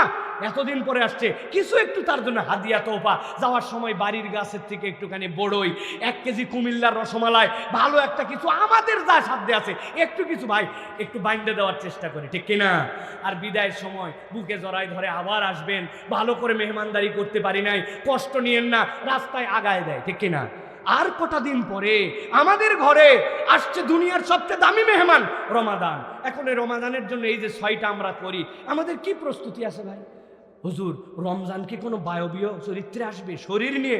তারে আমি কেমনে খাওয়াবো, তারে কেমনে আপ্যায়ন করবো, কেমনে বিনোদন দিব, তারে কেমনে রাখবো, তারে কি ঘরের জন্য চাদর কিনবো, তার জন্য তারে হাদিয়া তো বাকি দিব? রমজান তো এরকম নয়। প্রিয় ভাইরা, ভালো করে বুঝে নেন, আজকের থেকে প্রস্তুতি নেন। রমজানের প্রস্তুতি নাই জন্য উম্মার পরিবর্তন নাই, মুসলমানদের পরিবর্তন নাই। আল্লাহ নবী 2 মাস আগের থেকে প্রস্তুতি নিতেন। আল্লাহুম্মা বারিক লানা ফি রজব ওয়া শাবান ও বাল্লিগনা রমাদান। রমজানের 1 নম্বরে আপনি রমজানের জন্য অভ্যর্থনা কি, তার আগমনের ক্ষেত্রে আপনার আকুতি লাগবে। আমি যদি জিজ্ঞাসা করি আজকে শাবানের কয় তারিখ, বলতে পারে না। এই বছরের রমজান আরবি হিজরির কয় তারিখ, বলতে পারি না। প্রস্তুতি আর অভ্যর্থনা আমাদের জীবনে কিছু নাই। আছে কিছু, তেলের দাম যদি বাইরে যায়, পেঁয়াজ যদি বেশি দাম বাড়ে, ছোলা যদি একটু লাগে, এখন তো একটু কিনে আরো বাজারে সংকট ফেলা, এইরকম কিছু প্রস্তুতি আছে। কিন্তু রমজানের প্রস্তুতি এইটা নয়, বরং আপনার হৃদয়ে একটা আকুতি থাকবে। রমজান ঈদ কুম্মিনার নিরান নিয়ে আসতেছে, রমজান আমার জন্য রহমত, মাগফিরাত, নাজাত নিয়ে আসতেছে। অতএব ওই রমজানকে পাওয়ার জন্য আমার আকুতি, আল্লাহ তুমি আমাকে রমজানে পৌঁছায় দাও, সুস্থ করে যেন আমি রোজা রাখতে পারি। এই জন্য নবীজি রজবে রোজা রাখতেন, শাবানে রোজা রাখতেন, সোম বৃহস্পতি রোজা রাখতেন, আইয়ামে বীজের রোজা রাখতেন। আল্লাহ নবী দোয়া করতেন, আল্লাহ নবী বলতেন রমজানের প্রস্তুতি কি জানো? এই শাবানে আল্লাহর কাছে আমার আমলনামা উঠে যায়, আমি একটু রোজা রেখে আল্লাহর কাছে আমলনামা উঠাতে চাই। এটাই হচ্ছে রমজানের প্রস্তুতি আর অভ্যর্থনা। আমাদের মনের মধ্যে এরকম কোনো আকুতি নাই, ঠিক কিনা? তাহলে এটা আমরা একটুখানি চেষ্টা করি, আজকে থেকে দিন গুনতে শুরু করি, জানাতে শুরু করি, প্রস্তুতি নিতে শুরু করি। 2 নম্বরে রমাদান আমাদের কাছে থাকবে। রমাদানের থাকা কি ভাই? তার জন্য ঘর কোনটা? রমাদান আপনার কাছে থাকবে বায়বীয় ভাবে নয়। দুনিয়ার বুকে রমাদান তার কাছে থাকবে যার সালাত সুন্দর। আপনার সালাত যদি সুন্দর না হয় তাহলে রমাদান আপনার সাথে থাকবে না। আমি ওই নামাজ পড়ি যেই নামাজের রুকুর মধ্যে 3 তাসবিহ ঠিক মতো পড়ি না, সিজদার মধ্যে 3 তাসবিহ ঠিক মতো পড়ি না, আমার আমল নামা এলোমেলো। নামাজের ওই যে সূরা মুখস্থ করছি, একটার অর্থ আমি জানি না। আমি এখন পর্যন্ত নামাজের ভিতরে কি পড়ি এইটা আমার হৃদয়ের মধ্যে কোনো আকর্ষণ নাই। টার্গেট নিব, আমি কোরআন শিখবো, কোরআন বুঝবো, কোরআনের 10টা সূরার অর্থ ঠিক করব, আমি কোরআনুল কারীম বুঝে বুঝে যেন আমি রমাদানে পড়তে পারি। যার সালাত সুন্দর, সালাত যার সুন্দর, রমাদান তার বাড়িতে থাকে, নচেত সুন্দর করে থাকে না। আপনি আজকের থেকে ওয়াদা করেন আমি রুকু 7 তাসবিহতে দিব, সিজদা 7 তাসবিহতে দিব, আমি অন্তত পক্ষে আমার নামাজ সুন্দর করব। আমার ইমাম যদি থাকেন কেউ, আমার দায়িত্বশীল ভাইরা যদি থাকেন, আপনি সারা জীবন সামনে গেলেন আর দাঁড়ায় গেলেন, পিছনে মুসল্লি আপনার ইক্তেদা করলো, আপনি কোনোদিন দেখলেন না আমার মুসল্লি রুকু ঠিক আছে কিনা, আমার মুসল্লির সিজদা ঠিক আছে কিনা, 2 সিজদার মধ্যে ঠিক মতো বসে কিনা, রুকুর থেকে দাঁড়ায় সোজা হয় কিনা, আপনি নামাজটা যেন সুন্দর হয় এটা চেষ্টা করেন। রমাদান আপনার সাথে থাকবে। 3 নম্বরে যেটা বলবো, রমাদানের খাওয়া কি? রমজানের খাওয়া হচ্ছে কোরআন। শাহরু রমাদান আল্লাযী উনজিলা ফীহিল কুরআন হুদাল লিন-নাস ওয়া বাইয়িনাতিন মিনাল হুদা ওয়াল ফুরকান। আল্লাহ রাব্বুল আলামিন রমাদানকে খাওয়া দিয়েছেন। রমাদানের খাওয়া হচ্ছে আপনার আমার জন্য কোরআন। যে কোরআন পড়তে পারে না, কোরআন শুদ্ধ তেলাওয়াত করতে পারে না, 60 বছর বয়স হয়ে গেছে, আয় রে আফসোস, মুরব্বী এখন পর্যন্ত কোরআন মনে রাখতে পারে নাই। আমরা ছোটবেলায় যে কয়টা মুখস্থ করছিলাম, আমার বাচ্চা হয়েছে, কাচ্চা হয়েছে, সম্পদ হয়েছে, ধন হয়েছে, কিন্তু 50 বছর আগে 10 সূরা 11 নম্বর সূরা হয় নাই। রমাদান ফরজ হয়েছে যে আয়াত দিয়া, ওই সূরাটা জানি না। লাইলাতুল কদর খুঁজি, ইন্না আনজালনাহু ফি লাইলাতুল কদর আজ পর্যন্ত মুখস্থ হয় নাই। আমার কপাল পোড়া। অতএব রমাদানকে যদি আপনি সুন্দর করে খাওয়াতে চান তাহলে কোরআনুল কারীম শিখে ফেলেন। রমাদান কোরআন শেখার মাস নয়, বুঝার মাস, আমলের মাস, পড়ার মাস, খতমের মাস। অতএব আপনার রমাদানকে যদি আপনি খাওয়াতে চান কোরআনের প্রস্তুতি নেন, এখন থেকে প্ল্যান করেন কয় খতম দিবেন, কিভাবে দিবেন। 4 নম্বরে যেটা বিনোদন, রমাদানের বিনোদন কি? রাসূলুল্লাহ সাল্লাল্লাহু আলাইহি ওয়াসাল্লাম বলেছেন তোমার আচরণ পরিবর্তন করো। উত্তম আচরণ বান্দার জীবনের শ্রেষ্ঠ ইবাদত। আমি আগে মিথ্যা কথা বলতাম, আচরণে বাদ দিয়ে দিব, রাগারাগি করতাম, বাদ দিয়ে দিব, আমার আচরণ সুন্দর করব।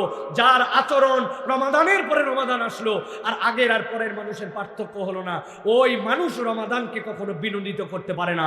অতএব রমাদানকে যদি আপনি বিনোদন দিতে চান, আচরণে কি কি আছে একটা লিস্ট বানাতে হবে। এই রমাদান থেকে আমি একটা ভিন্ন মানুষ হব, চেষ্টা করব ইনশাআল্লাহ। কথা বলেন, করব ইনশাআল্লাহ। 5 নম্বরে যেটা রমাদানের গিফট আর উপহার কি? রমাদানের গিফট হচ্ছে আপনি রমাদানকে তো আর ওই যে সুন্দর করে কুমিল্লার রসমালাই বানিয়ে দিতে পারবেন না। রমাদানের গিফট হচ্ছে আপনি মানব কল্যাণে কাজ করার সিদ্ধান্ত নেন। কুনতুম খায়রা উম্মাতিন উখরিজাত লিন-নাস, আমি এই দুনিয়াতে কি ইম্প্যাক্ট রেখে গেলাম জনগণের জন্য, এলাকার জন্য, মানব সমাজের জন্য।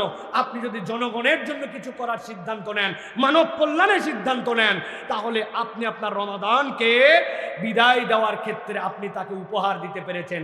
সর্বশেষ যেটা বলবো, বিদায় সংবর্ধনা কি হবে? উন্নত দোয়া করতে শেখেন। ফাঁকি ঝুঁকি দোয়া দিয়েন না। ওই সালাম ফেরানোর পরে কেবল হাত তুললেন আর মোনাজাত করলেন আর মনে করলেন দোয়া হয়ে গেল না। আপনি সুন্দর করে দোয়া করতে শিখেন। প্রত্যেকটা রমাদানে, প্রত্যেকটা দিনে, আমি রমাদানের একটা দিন চলে যাই আর আগের দিনের থেকে একটু হলে বেশি দোয়া করার চেষ্টা করি। 10 মিনিট 20 মিনিট আল্লাহর কাছে দোয়া করি। আমার সালানি নাই, রব্বানা আতিনা ফিদ দুনিয়া হাসানা রব্বিরহামহুমা কামা রাব্বায়ানি সাগীরা। এরপরে আর দোয়াই জানে না। তা আপনি কি দোয়া করবেন আল্লাহর কাছে?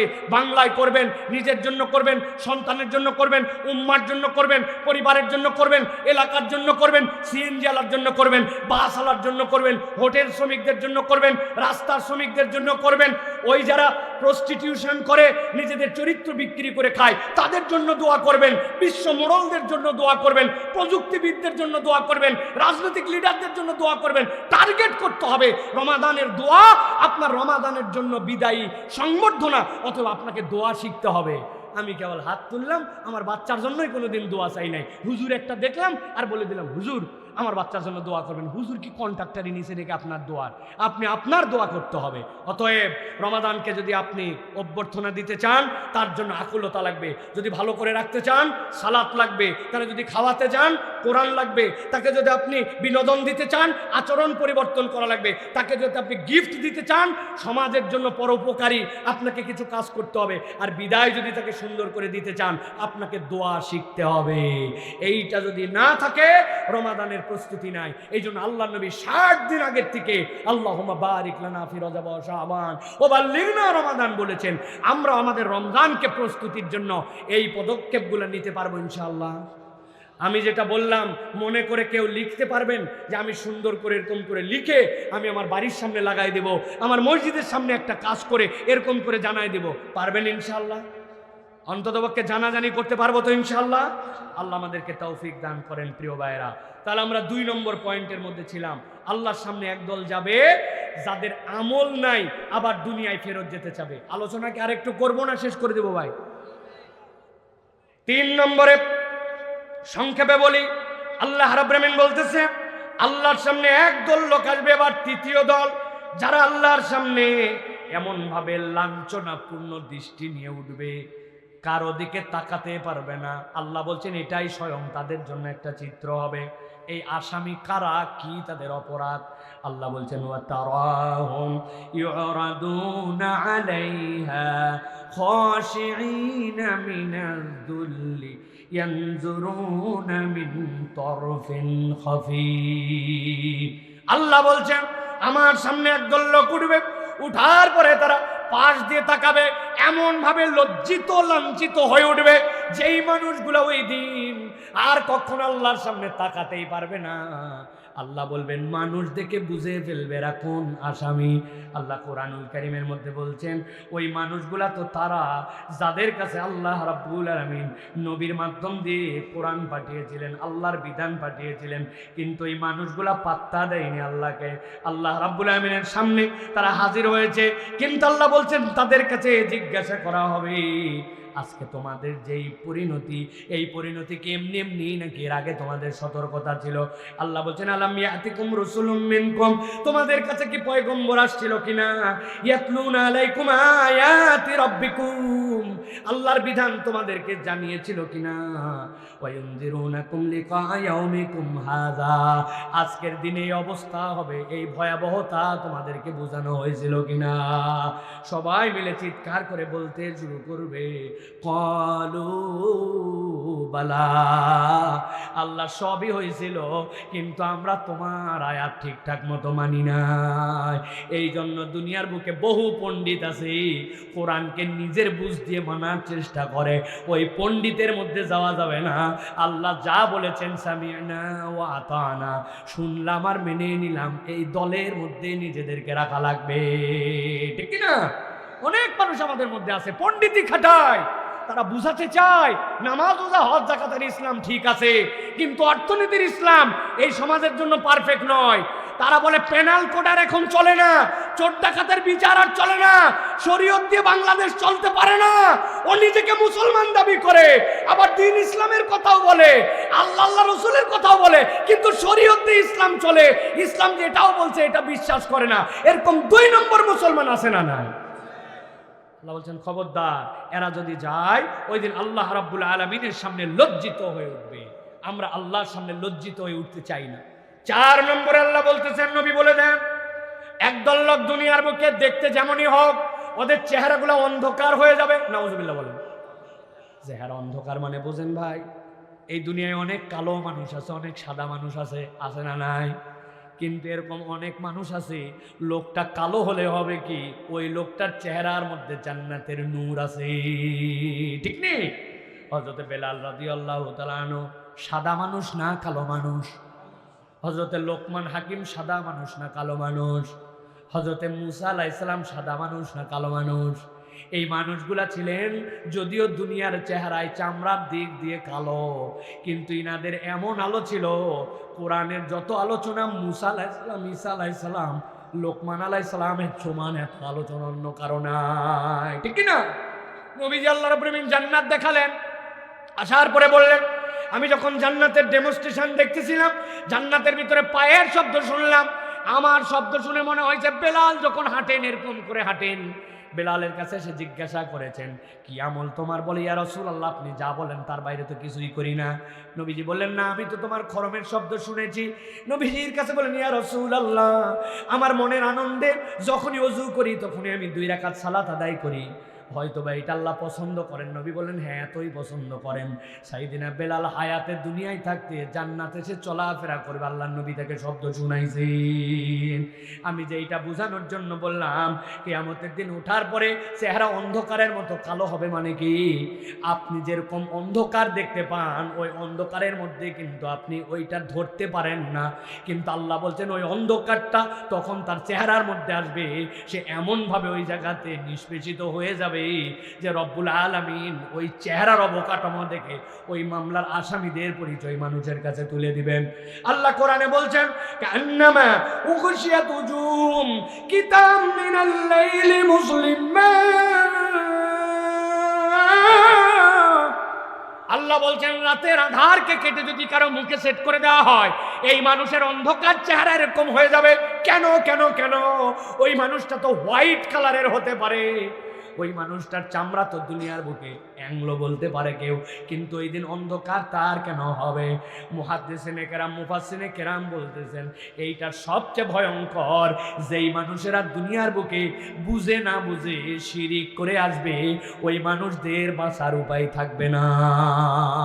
ওই মানুষ নিজে মুসলিম দাবি করে কিন্তু এমন কথা এমন কাজ করে ফেলছে ওই মানুষের ঈমান থেকে বের হয়ে গেছে, ওই মানুষ জানেই না। এরকম কতকগুলা কাজ আর আচরণ আমাদের মধ্যেও আছে কিন্তু আমরা জানি না। আপনি লেপ শুকাতে দিছেন, আপনার বাড়ির ওই দিন একটুখানি মিলের মধ্যে দিয়ে আপনি ভাঙাবেন, হয়তোবা দেখা যাচ্ছে মরিচ, হয়তোবা আপনি ওই দিন একটুখানি শুকাতে দিছেন আপনার ধান চাল। আল্লাহর কি কাজ, ওই দিনই বৃষ্টি আসছে আকাশ ভার হয়ে। কুমিল্লার লোক রাগ করে বলে আল্লাহ তো আর কোনো দিন খুঁজে পেল না, খালি আমি যেই দিন শুকাতে দিই আল্লাহর ওই দিনই বৃষ্টি দেওয়া লাগে। আছে না ভাই? আল্লাহ কোনো লোক খুঁজে পায় না, আমার বাচ্চারই খালি আল্লাহর অসুখ দেওয়া লাগে। এরকম কথাবার্তা আমাদের অনেক লোকজন বলে, কি বলে না? আপনি এই কথা যদি বলেন, আপনি যে একটা শিরিক করে ফেলছেন আপনি বুঝেনি নাই। আল্লাহ বলছেন কিতাব মুসলিমা, ওই দিন যাওয়ার পরে কিন্তু অন্ধকার হয়ে যাবে। অতএব শিরিক বুঝতে হবে। বাচ্চার অসুখ অমুক তমুক, অমুক পীরের কাছে দৌড় মারে, তুমুক জায়গায় মাজারে চলে যায়, হাতের মধ্যে এতগুলা, গলার মধ্যে এতগুলা ঝুলাই দেয়। এরকম লোক এলাকায় আছে না? না, কত চেষ্টা করলে এখনো ভিসা হয় না। চলে যা শাহজালালের মাজারে চলে যায়, মান্যত দিয়ে দেখ কেমনে কারেন্টের মতো সৌদি আরবের ভিসা পাইয়া যায়। আছে না? নাই ভাই, উনি আল্লাহর ওলি ছিলেন, এটা অস্বীকার করার কিছু নাই। কিন্তু সিলেট থেকে ভোটের কাজ শুরু করলেই ওই লোকে জিতে যাবে, এটা শয়তান আপনাদের মধ্যে ঢুকাইয়া দিছে। অতএব অনেক লোকজন আছে এই জন্য মনে করে যা হয় হোক, আল্লাহর ওলির ব্যাপারে আমাদের কোনো গাফলতি নাই, তার আল্লাহর প্রিয় পাত্র। কিন্তু ওই পীর বাজার, ওই ময়দান, ওই পুণ্যভূমি, সেখান থেকেই প্রচার শুরু করলে আপনার বিরাট উপকার হবে। ইসলামী শরীয়তে এরকম কোনো ভিত্তি নাই, ঠিক না? বরং মানুষের ঈমান বাঁচানোর জন্য এখান থেকে আপনাকে প্রয়োজনে দূরে থাকার চেষ্টা করতে হবে, ঠিক না? এর দ্বারা আবার বুঝাই না অলি বিদ্বেষী, আউলিয়া বিদ্বেষী। আউলিয়া বিদ্বেষী আমরা নয়, আউলিয়ার সম্মান যেটা দিয়ে হয় সেইটা আমরা করি।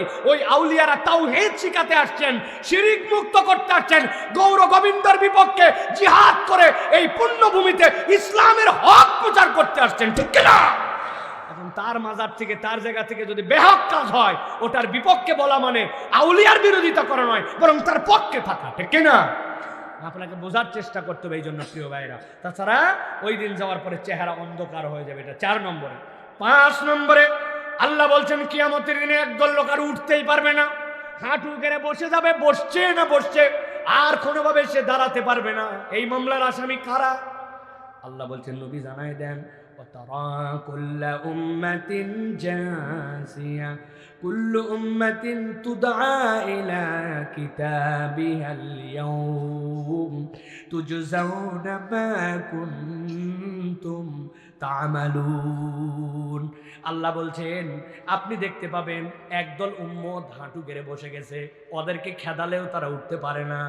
কুল্লু উম্মাতিন তুদা ইলা কিতাবিহাল ইয়াউম, ওই দিন তাদের কিতাব সহ তাদেরকে ডাক দেওয়া হবে, কিতাব নিয়ে আসো, কি কাজ করে আসছো সেইটা তোমাদের সামনে রেডি। তুজজাউনা মা কুনতুম তা'মালুন, দুনিয়ায় যা করছে সবগুলার যাজা তার সামনে চলে আসবে।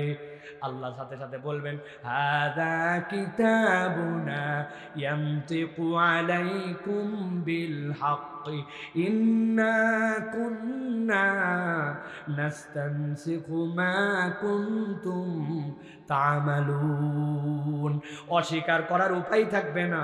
এই কিতাবের মধ্যে সব কিছু আল্লাহ বলতেছেন লিখে লিখে সংরক্ষণ করা হয়েছে। তুমি দুনিয়ায় যা করেছো সবগুলা তার সামনে হাজির। আল্লাহ বলছেন তারা আর উঠতে পারবে না, দাঁড়াতে পারবে না, তাদের আমল নামা তারা পেয়ে যাবে। কারা এই আসামি? দুনিয়ার বুকে আসামি তারা যারা চিন্তা করছিল দুনিয়ায় কিছু সময় আনন্দ ফুর্তি করতে হয়, কিছু সময় আল্লাহ মানলেও চলে, কিছু সময় না মানলেও চলে, খেয়াল খুশি মতো জীবন চালাইছিল।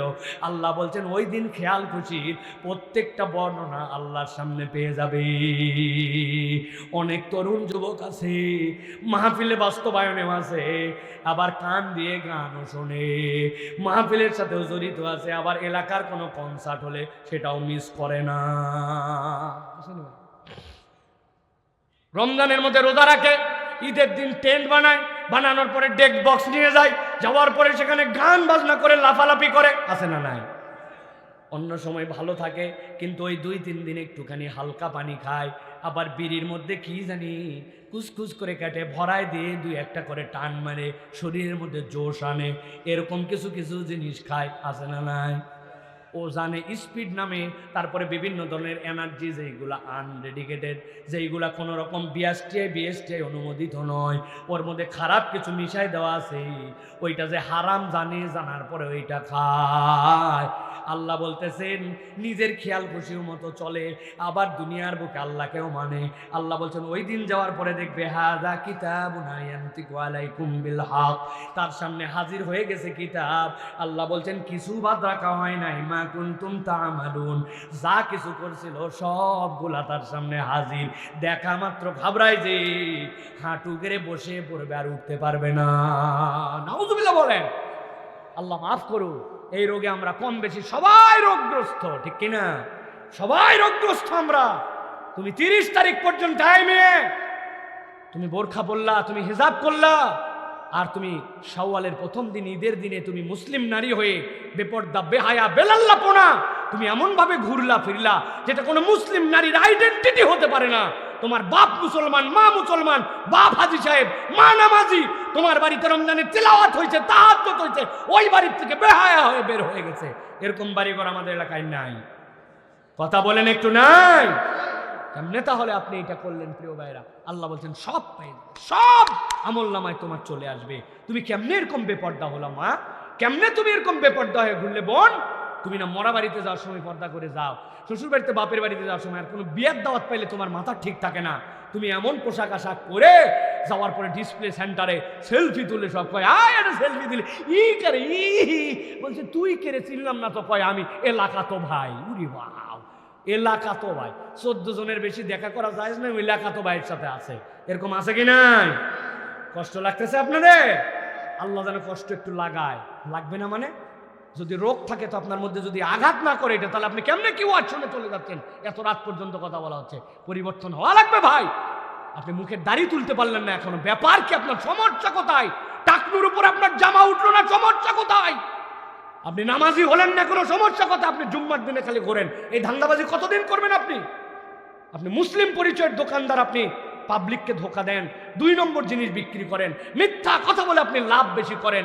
জীবনে দেখা হয়নি তাকে বলে তোমার মতো চেনা লোক বলে কেনা দামে দিলেন। ওরে টাউট, জীবনে দেখেনি বলছে কেনা লোক, চেনা লোক বলে কেনা দামে দিলাম। এই কথা বলে হালাল মাল হারাম বলে বিক্রি করে দিল। এরকম ব্যবসায়ী আছে না নাই? বাসে উঠেন, বাস ভর্তি সিট, উঠার পরে বলছে কই? বলছে সিট তো আছে কিন্তু ভরা, চলেন যাওয়া লাগবে। তুলছে তালে র্যান্ডম মিথ্যা কথা বলে ভাই। এইরকম মৃত্যুকের মৃত্যুক আছে না না? ওর বাড়ির ছাদ ভর্তি সিলিন্ডার, কয় নাই নাই নাই সিলিন্ডার না। আহা, ওর পাম্প ভর্তি গ্যাস, কিন্তু দেয় না, বাড়ার সম্ভাবনা আছে। এরকম করে মাল স্টক করে, নানান কিছু করে, এরকম করে আমাদের অনেক মানুষ যেরকম আকাম কুকাম করে। আল্লাহ বলতেছেন হাযা কিতাবুনা ইয়ানতিকু আলাইকুম বিল হক ইন্না কুন্না নাস্তানসিকু মা কুনতুম তা'লামুন। কোনটা এমনি রাখা হচ্ছে না, টু দা পয়েন্ট লিখে রাখা হচ্ছে, হাতে ধরায় দেওয়া হবে, ওই দিন সিলিন্ডার নিয়ে ডুবে যাবে। কথা বলেন? হারাম নিয়ে ডুবে যাবা, জমি ওইটুকু নিয়ে ডুবে যাওয়া, 4 আঙ্গুলের লোভ সামলাতে পারো না, ঠেলে চলে গেছো। 1 বিঘার খাজনা খারি সব ঠিক, 4 আঙ্গুল হারাম, হালালের সাথে হারাম মিশাইছে। বলছিল 4 আঙ্গুল বাড়লো কেমনে? কয় আমি তো বাড়াই নাই, আল সোজা করছিলাম, আল সোজা করার সময় একটু যায়েই থাকে, কোদালের মাপকে আর অত মেশিনের মতো মারা যায়। আছে না না? যারা যারা আছেন একটু বুঝে আওয়াজ দিয়ে, আন্দাজি আছে আছে বলেন না, নিজের কোদালের দিকে তাকান, আপনার কোদাল এরকম বাড়ায় গেছিল কিনা? হিসাব আছে প্রিয় ভাইরা সবার। হুজুর টুজুর কেউ বাদ যাবে না, সবাই আল্লাহ রাব্বুল আলামিনের কাছে ধরা খেয়ে যাবে। হুজুরের মাদ্রাসায় ঢোকার টাইম ছিল সকাল 9টা, উনি 10:30টায় এসে লিখছে 9টা, বের হওয়ার টাইমই লেখে নাই। পরের দিন এসে লিখছে আউট 5টা, কিন্তু গেছে দুপুরের সময়, বলছে একটু ধান মাড়াই করার কাজ আছে ভাই গেলাম। ছাত্র জাহান্নামে যাজ্ঞা, বেতন তো এমপিও ভুক্ত, বেতন তো ঠিক আছে। এরকম প্রতিষ্ঠান আছে না না? মাদ্রাসার ছাত্র সামনে খালি ঝোলে আর হুজুর খালি মোবাইল ঠেলে, এরকম হুজুর আছে না না? বুঝেন, একটু হিসাব করেন প্রিয় ভাইরা। এই জন্য আল্লাহ রাব্বুল আলামিনের কাছে আমাদেরকে দাঁড়াতে হবে, নত জানু হয়ে। আল্লাহ যেন এই আসামিতে আমাদেরকে না ঢুকায়, বলে আল্লাহুম্মা। সর্বশেষ পয়েন্ট, আল্লাহ বলতেছেন এক দলের কষ্ট সবচেয়ে বেশি হবে, মৃত্যুকে জবাই করে দেওয়া হবে, কিন্তু তাদের প্রাণটাকে ওষ্ঠাগত করে দেওয়া হবে। বের হয়ে গেলে বেঁচে যায়, ঢুকে গেলেও বেঁচে যায়, কিন্তু বাইরে হয় না, ঢুকেও না। আমার জীবনে এরকম একটা অভিজ্ঞতা আছে। আপনাদের এলাকায় ভাপা পিঠা আছে ভাই, কি বলেন আপনারা? আমাদের এলাকায় বলে ধুপি পিঠা, ভাপা পিঠা চেনেন তো ভাই? অন্তত পক্ষে ভাপা পিঠা খাওয়ার সময় পানিটা কাছে রাখা লাগে, কেননা এই পিঠা এমন শুকনা আপনি আর এস্টিমেট করতে পারবেন না। গলার মধ্যে দিয়েছেন, মনে করছেন যথেষ্ট পরিমাণ লালা আছে, যথেষ্ট পরিমাণ আমার মুখের মধ্যে লিকুইড আছে, হঠাৎ করে টেনে নিবে, নিয়ে গলার মধ্যে দিয়েছেন, ভিতরেও নামে না উপরেও উঠে না, মনে হয় আটকায় গেল, জান বাড়ায় গেল। জীবনে আমার একবার বাদ ছিল, আমি জানি ঠেলা কি জিনিস। এরপরের থেকে জীবনে কোনোদিন ভাপা পিঠা আপনি দিলে আমি খাবো না।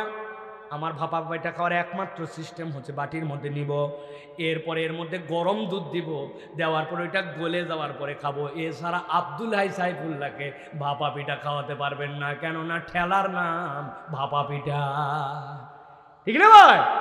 আপনাদের জীবনে এরকম কারো হয়েছে ভাই? মুড়ি খেতে যায়, ভাত খেতে যায়, আটকায় গেল? আল্লাহ বলছেন না না না, এইটা দুনিয়ার এক্সাম্পলের সাথে হাসরের দিনে মিলবেই না, কিন্তু বোঝানোর জন্য বলছি। আল্লাহ বলছেন একদল আল্লাহর সামনে আসবে, ওয়াহদিরুম ইয়াউমাল আজিফা ইযিল কুলুবু লাদাল হানাজির কাযিমিন।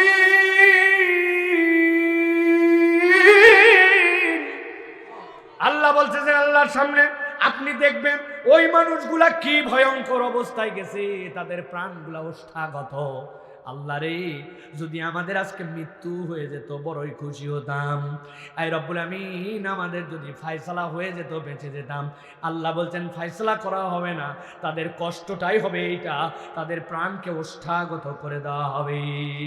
এর প্রথম কারণ হচ্ছে দুনিয়ার বুকে যারা আল্লাহর শাস্তির ভয় করত না, দুনিয়ায় চিন্তা করছে চল তো চল, আমার জীবন চলতেছে, পরেরটা পরে দেখা যাবে। আল্লাহ বলছেন আল্লাহর শাস্তি যারা ভয় করে না, আর জীবনে যারা অপরের দোষ প্রকাশ করে দিত, এই লোকগুলা আল্লাহর সামনে ধরা খেয়ে যাবে। নাউজুবিল্লাহ বলেন। আমাদের চলাফেরা দেখলে কি মনে হয় ভাই? আল্লাহর আযাবকে আমরা ভয় করি? আমরা জানি সব যে এই অপরাধে কি হবে, এইভাবে ধরা খেলে আল্লাহর সামনে কেমনে আমাকে উঠতে হবে, সব জানি আমরা।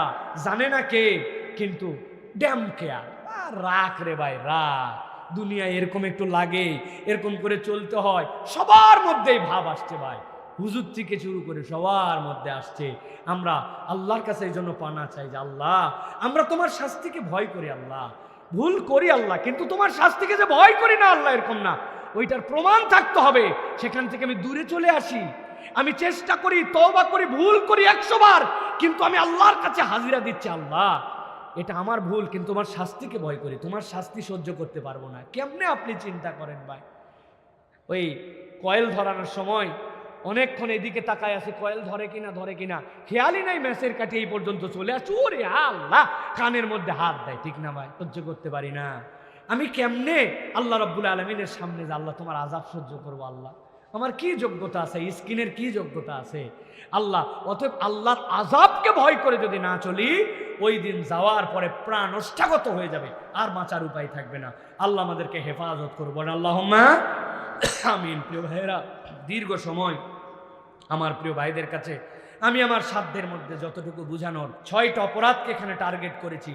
দুনিয়ায় আমল করি না, 2 নম্বরে আল্লাহর প্রতি পূর্ণ বিশ্বাস রাখি না, 3 নম্বর শিরিককে আমি না বুঝে শিরিক করে ফেলি, 4 নম্বরে জালেম আমার কেরিয়ার, আমি আল্লাহ রাব্বুল আলামিনের জন্য জুলুমের হিসাব করি না, 5 নম্বরে আল্লাহ রাব্বুল আলামিনের রাসূলের বিধিবিধান আমার কাছে এসেছিল, আমি জানতাম, কিন্তু তারপরে আমলে নেই নাই, আর শেষ বলেছি আল্লাহর আযাবকে আমি গুনার মধ্যে ধরি না, চিন্তা করি খবরের মতো হবে পরকাল পর, আমি আমার মতো করে আপাতত সব কাটায় দেই। এইটা যদি হয় তাহলে আমাদের জন্য ভয়ঙ্কর 6টা চিত্রের মুখোমুখি হতে হবে। আল্লাহ আমাদেরকে আগে জানাইছেন এবং আমাদেরকে বাঁচানোর জন্য চেষ্টা করেছেন। আল্লাহ যেন আমাদেরকে তৌফিক দান করেন।